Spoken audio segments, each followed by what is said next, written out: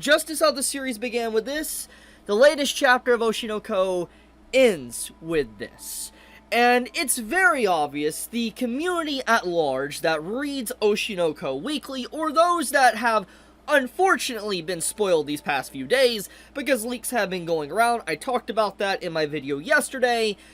Yeah, this chapter is quite something, because, like, disregarding, obviously, the story beats and the plot and all that's been going on, and potentially what this could do going forward, one thing in particular that just does need to be said, and I think that it is just straight up common sense, and I've definitely seen a lot of people discuss this matter. I'm definitely not the first person to mention it, but it does need to be said. You would think a family that has experienced tragedy, and tragedy basically this type of tragedy, like literally, disregard the meme part of this, but like literally the beginning part of Oshinoko began like this, with Ai opening her door, getting stabbed by a super crazy fan. Obviously she died, and it kickstarted the entire main plot of the story. So, yeah, fast forward like over 150 chapters later, you would think that Aqua and Ruby would install some form of, like, peephole or chain door, something for protection, to not fully open their door all the way, for someone can literally just stab them with a knife. You would think that there would be some security or safety precautions, but the fact that that obviously was not the case in this moment, it's just like, bro, you would think after experiencing tragedy and something like that happened, you would forever have that ingrained in your mind to have some form of safety of opening doors. And before anyone says, but look, it's been a long time, I'm just gonna be blunt with you. These characters, Aqua and Ruby, have clearly not moved on from the death of their mother. I mean, the whole point of this final arc, like this movie arc, was them basically trying to say their farewells to their mother and do good by her, kind of revealing who she really was to the entire public, while getting their vengeance against their father and those involved. And so when you factor all that in, it's very clear that that moment in time when I died right next to them, they vividly remember that. They have not forgotten that. So you would think to kind of fight back against that potentially happening, especially with the overwhelming popularity that Ruby has clearly been getting as of late, and also Aqua as well, and how dangerous their situation is because of the retaliation of maybe their father or people involved, you'd think there would be some form of security measures in place to protect whoever opens the door in this moment. So, yeah, I'm just gonna be honest. I understand why people are kind of clouding on this final page. Is like, obviously, stuff is gonna happen. That's, you know, I don't think Ruby's going to die. I'll talk about that in a second. But I want to point that out. I do think that it is a little bit stupid in a lot of ways to not have some form of security on this door. Okay, with that being said, let's actually segue into the big point of this chapter, of what the latest chapter of Oshinoko actually did. So this chapter overall, it is quite a swing of emotions, because you have like this very happy-go-lucky moment where you just see like the dome, you know, Ruby's about to have her major day, her debut, her final concert or whatever, like to really just showcase that she's surpassing, you know, Ai and her mother at that, and then all of a sudden the chapter just swings into, you're gonna get stabbed, and it's like, bro, this leak, by the way, this page has been circulating on the internet for about 4 days now, I would say, about 4, maybe 5 days. I saw it a while back, and as I said in my video yesterday, I saw the leak, and I commented, there's no way that leak is real, and the reason why it was unbelievable is because, obviously, you know, the chapter is a web series release. It isn't released physically in a physical format, so it is shocking to see chapters leaked out digitally, so to speak. But anyways, disregarding that point, because that was the whole point of yesterday's video, the point I'm getting at is that the leak for this chapter has been out. It could have been edited, but obviously it's turned out to be real. It is a real legit image, and with Mengo basically admitting yesterday that they were frustrated about the leaks, it kind of confirmed it was going to be real, but still, now that this event has happened, where do we go next? Where is the story going to go next? Where is Aka and Mengo going to take the story of Oshinoko, and is this a good or a bad thing for the story? So let's collectively get into that. Now, obviously, I made it fundamentally clear, I'm not a big fan of the fact that, you know, you just have a door open and then get stabbed. I think that this is a very lazy way to do drama and, like, a twist in the story, because it's like, it's fine at the beginning of the story with, you know, Ai and the mother and all that, because, you know, they weren't experienced. They didn't expect that to happen, because they were very naive. But Aqua and Ruby have experienced that. They've lived through that, and they've experienced the dark part of, you know, the entertainment industry. So it's very clear that they should have prepared for this. And so I think that legitimately this type of twist at the end is not necessarily good. I don't. Now, there is some potential possibility that this is a complete setup, and that what's happening here, that Nino in question that is stabbing Ruby, this might not actually be Ruby. This could be theoretically Akane, and let's get into that. So, the chapter basically implies in the previous chapter that Akane's doing something mysterious. She's doing something, and she can't really go and visit Ruby and, you know, all that, and she can't, you know, see the, you know, the stuff in Tokyo where Ruby's going to go. And it's very vague. Like, we don't know necessarily, you know, what's going on there. We don't know why Akane is truly going to be busy. It's just, it's left there, and there's no context given.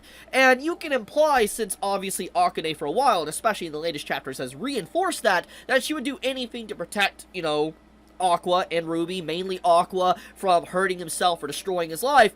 Akane is a type of individual that would potentially put herself in the crosshairs and put herself in danger to protect Aqua. And so in this case, her potentially dressing up as Ruby and disguising herself as Ruby is not necessarily that far-fetched of a theory. It is definitely something Akane would do. We have seen how she gets into character, we have seen how she dresses herself and all that, how she tried to represent herself as Ai, so her putting on a wig, makeup, and making herself appear like Ruby is not something out of the realm of possibility. It is definitely something she could do. And since we know she's been working with Aqua, this entire setup can either be her working with Aqua to get Nino out in the open and to reveal her publicly, or this is just Akane taking things upon herself to do this, and Aqua is not even aware. And so, there's multiple ways to take this, multiple directions, but I just do not think that, you know, Ruby is going to die.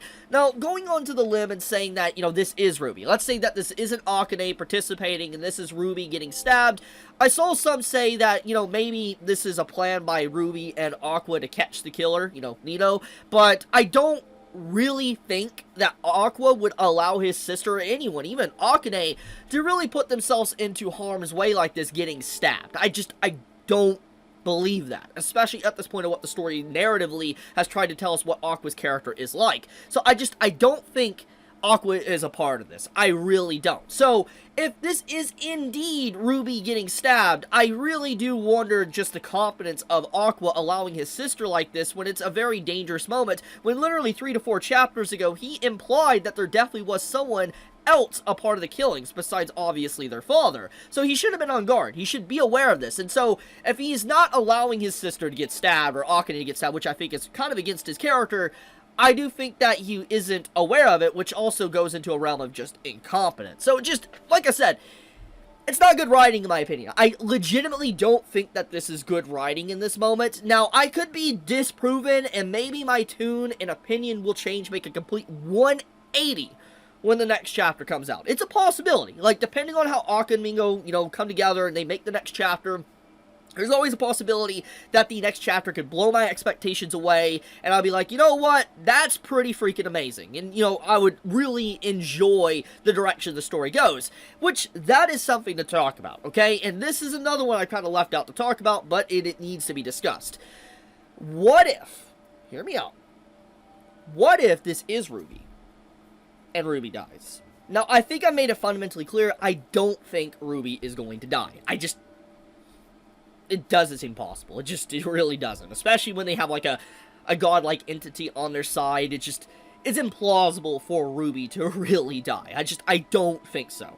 But, if I'm humoring this discussion, if, hypothetically, Ruby died, it honestly would be, maybe not a perfect ending, but it would be a really unique ending. And I would actually praise Aka and Mengo for going that direction. Now, hear me out before you get upset. I understand, once again, it doesn't disregard the stupidity of opening the door and getting stabbed just like their mother. It doesn't disregard that. But, it will be realistic that, you know, once again, just as how the past had Ai get stabbed, history repeats, and the same thing can happen again, because that's just how we are as humans. Things happen, mistakes happen, etc. And if Ruby theoretically died here, the story direction would be obviously dark and depressing, but it would be a very unique way to wrap up not just Ruby's story, but Oshinoko's story. And if that is the direction that Aka and Mengo want to take it, I legitimately would love to play into that, to see where the story would go.